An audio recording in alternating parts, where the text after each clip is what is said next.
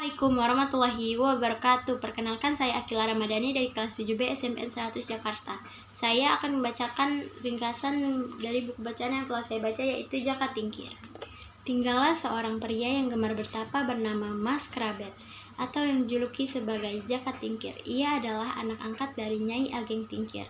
Suatu hari ia pergi ke kota Demak, dan di sana ia diangkat menjadi kepala prajurit Demak yang berpangkat Lurah Wiratamtama. Namun hal itu tidak berlangsung lama. Ia dipecat bahkan diusir dari kota Demak karena telah menewaskan salah satu calon prajurit.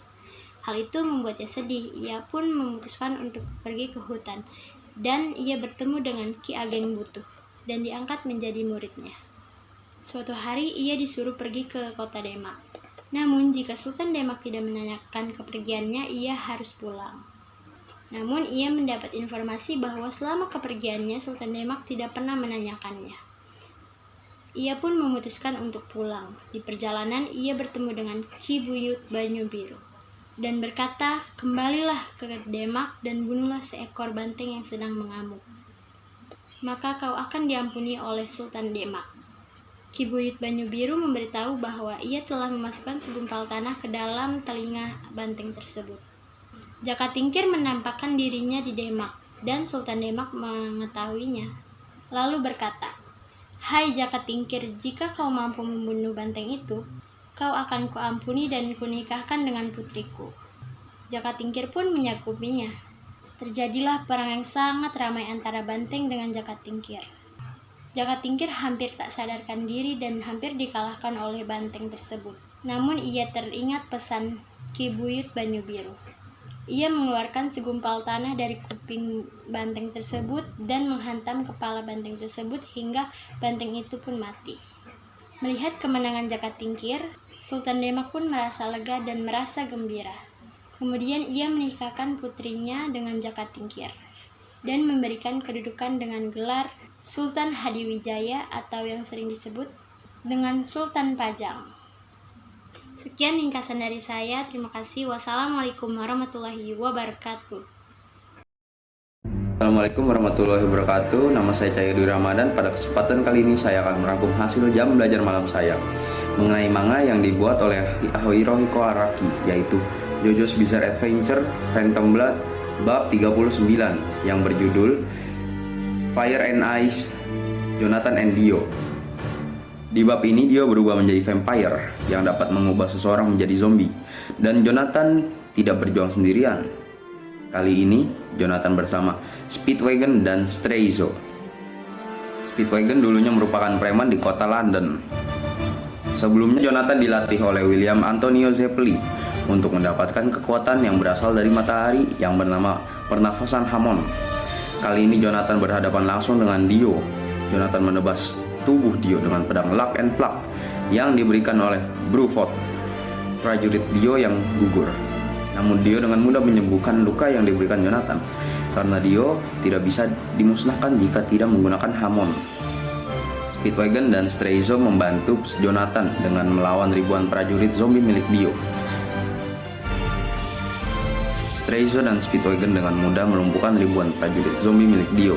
Oh iya, Straizo juga mempunyai pernafasan Hammond karena Straizo satu perguruan dengan Antonio Zeppeli.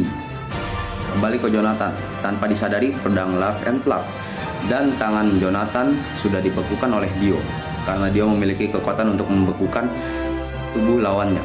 Dio mulai menusukkan cairan zombie ke leher Jonathan menggunakan jarinya. Nah, itu adalah hit sinopsis manga milik Hirohiko Araki yang berjudul JoJo's Bizarre Adventure Phantom Blood bab 39. Saya Cahyadi Ramadan. Wassalamualaikum warahmatullahi wabarakatuh.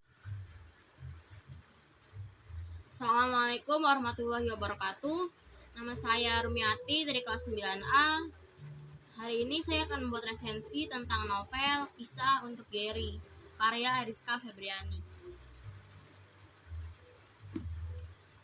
Novel ini bercerita tentang awal mula kisah Gary dan Dinda. Dinda, si Queen Bee dari geng The Satan, orang yang paling terkenal sombong namun dipuja oleh banyak pria karena kecantikannya. Sedangkan Gary, si cowok yang rusuh di SMA Garuda. Awal pertemuan mereka dimulai dengan saling mengirim sinyal permusuhan. saat Dinda menyiramkan es teh ke wajah Gary di kantin. Hingga akhirnya keadaan membuat mereka harus terlibat dalam suatu hubungan. Saat ayahnya Dinda ternyata ditangkap polisi karena terlibat dalam kasus korupsi, semua kekayaan dan semua kemewahan yang dimiliki oleh Dinda harus hilang. Dinda dan ibunya pun terpaksa tinggal di rumah kumuh. Saat kembali ke sekolah, semua pujian yang dulu didapat oleh Dinda kini berbalik dan dia kini mendapat banyak sekali cacian dari semua teman-temannya. Dihina, dibully. Dan akhirnya Dinda berpikir untuk mencari perlindungan dan menjadikan Gary sebagai pacarnya. Namun Dinda lupa kalau bersama Gary dia juga harus siap menelan kecewa dan juga luka. Karena ternyata si Gary ini sudah memiliki orang yang dia cintai, yaitu si Raini. Raini adalah adik kelasnya yang dia kejar-kejar oleh si Gary. Mungkin sekian yang bisa saya ceritakan. Jika ada kesalahan kata, saya mohon maaf. Wabillahi taufiq wal hidayah. Assalamualaikum warahmatullahi wabarakatuh. Assalamualaikum warahmatullahi wabarakatuh. Saya Risti Putri Indriani dari kelas 9C. Di sini saya akan meringkas sebuah novel yang berjudul Unforgettable Memories. Dalam novel ini menceritakan sebuah remaja perempuan yang tidak sengaja melemparkan durian mengenai kaca depan mobil mewah Levi Arleon. Serafin Gardedia ini harus mengganti rugi seharga 100 juta. Mana mungkin ia bisa menebus uang sebesar itu? Maka dari itu, Levi Arleon pun mengancamnya. Saira Gardenia ini tidak mau dan akhirnya Levi Arleon ini memintanya untuk menjadi pembantu selama 100 hari. Hal itu disetujui oleh Sera karena tidak ada pilihan lain lagi. Parahnya, Sera juga tidak sengaja menghilangkan kucing kesayangannya Levi saat Sera sedang menjaga kucing itu. Levi Arleon adalah siswa laki-laki idaman sekolahnya. Selain tampan, ia juga berasal dari keluarga kaya raya. Ia seringkali dicap homo karena tidak ingin berpacaran, padahal banyak sekali perempuan yang mendekatinya. Alasannya simpel, ia belum menemukan sosok yang bisa meluluhkan hatinya. Awal hari saja, Sera tampak kesal dengan Levi Arleon.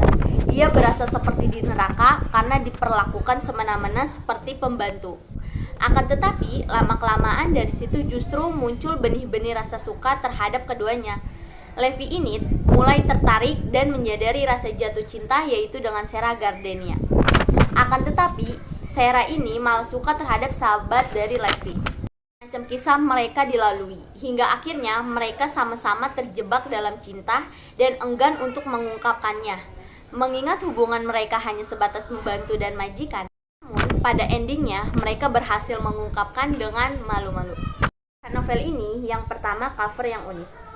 Cover yang unik bisa membuat orang tertarik ingin membaca novel tersebut.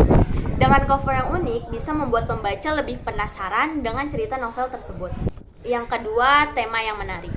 Tema yang dihadirkan mengandung unsur kebencian lama-lama menjadi cinta, sehingga pembaca lebih menarik untuk membaca novel tersebut. Ketiga, penulis menggunakan bahasa yang mudah dipahami. Penulis juga membawa langsung pembaca ke dalam inti agar pembahasan terkesan tidak terbelit-belit. Kekurangan novel ini, yang pertama, tidak menyertai gambar yang detail. Penulis tidak menyertai gambar yang detail dari setiap contoh yang diberikan. Padahal dengan menyertai gambar, pembaca akan lebih mudah memahami dan mendapatkan gambaran yang lebih jelas. Kedua, jumlah halaman yang banyak. Jumlah halaman yang banyak menyebabkan pembaca lebih bosan dan menyebabkan kelelahan pada mata. Sekian ringkasan dari novel Unforgettable Memories. Wassalamualaikum warahmatullahi wabarakatuh. Assalamualaikum warahmatullahi wabarakatuh. Perkenalkan, nama saya Safanin Skayuwari dari kelas 9C. Kali ini saya ingin menceritakan apa yang saya tonton dari legenda Telaga Warna. Menurut legenda rakyat Jawa Barat, Telaga Warna terjadi karena ulah seorang putri manja kerajaan Kutatanggehan yang bernama Putri Gilang Rukmini, yang kasar menolak hadiah ulang tahun berupa kalung emas dan permata. Melihat hal tersebut, sang ratu menangis dan dari tangisan tersebut muncullah mata air yang menenggelamkan kerajaan dan membentuk telaga. Permata yang dibuang pun ikut hanyut dalam air tersebut dan menyebabkan air tersebut memiliki warna yang berbeda-beda. Nah, pesan moral dari cerita ini adalah kita harus menghargai segala pemberian orang, terutama pemberian dari orang tua kita. karena setiap pemberian adalah bukti dari kasih sayang mereka. Sekian, terima kasih. Wassalamualaikum warahmatullahi wabarakatuh. Assalamualaikum warahmatullahi wabarakatuh. Nama saya Mutia Putri Ahmadini dari kelas 9D. Saya akan menyampaikan rangkuman tentang karya novel yang saya baca. Judulnya yaitu I Want to Die But I Want to Eat Tteokbokki. Novel ini adalah novel yang ditulis oleh penulis yang berasal dari Korea Selatan yang bernama Baek Se-hee. Si penulis mengalami depresi ringan selama 10 tahun. Maka dari itu, beliau menulis berbagai pengalaman secara jujur di dalam buku ini. Pada bagian awalnya, Baek Se-hee, si penulis, mengalami depresi berkepanjangan. Ia sudah mengunjungi berbagai psikolog, tapi hasilnya tidak bisa ditolong atau bisa disebut juga tidak bisa membuahkan hasil. Hingga akhirnya pada tahun 2017, si penulis menemukan rumah sakit yang cocok dan menjalani obatan rutinnya di sana. Judul buku ini diambil dari apa yang dirasakan penulis. Ia juga mengatakan, setelah memakan tteokbokki, perasaannya sangat ambigu, tidak merasa sedih dan tidak pula merasa senang. Isi buku ini juga mengajarkan banyak hal positif, contohnya menyadarkan kita betapa pentingnya berdamai dengan diri sendiri dan mencintai diri sendiri. Kata yang membuat saya berkesan dalam bukunya adalah, tidak apa-apa jika tidak bersemangat. Mungkin saja hari ini aku tidak bisa melakukan pekerjaanku dengan baik. Itu semua adalah pengalaman, tidak apa-apa.